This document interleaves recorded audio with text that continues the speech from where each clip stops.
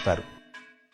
స్వామివారికి ఆదివారం నుంచి శనివారం వరకు సమర్పించే నైవేద్యాలను ఒక్కసారి పరిశీలిస్తే, ఆదివారం ఉదయం 5:30 ప్రారంభమయ్యే మొదటి గంటలో సమర్పించే నైవేద్యంలో చక్కెర పొంగలి, కదంబం, పులిహోర, దధ్యోజనం, మాత్ర ప్రసాదాలతో పాటు లడ్డూలు, వడలను నివేదిస్తారు. ఈ ప్రసాదాలను బేడి ఆంజనేయ స్వామివారితో పాటు ఆలయంలోని ఉపాలయాలకు పంపిస్తారు. ఇక ఉదయం 10 గంటలకు 2వ గంట నివేదనలో పెరుగన్నం, చక్కెర పొంగలి, పులిహోర, మిరియాల పొంగలి, సీర, శేఖరాబాద్ నైవేద్యంగా సమర్పిస్తారు.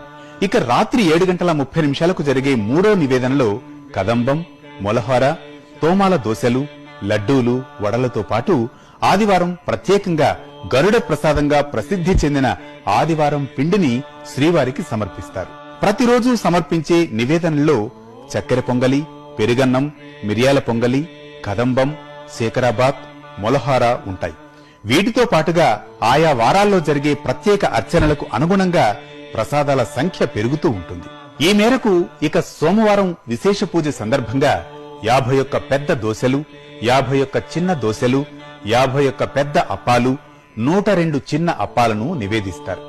మంగళవారం నాటి నివేదనల్లో ప్రత్యేకంగా చెప్పుకోదగింది మాత్ర ప్రసాదం. మిగిలిన ప్రసాదాలన్నీ నిత్యం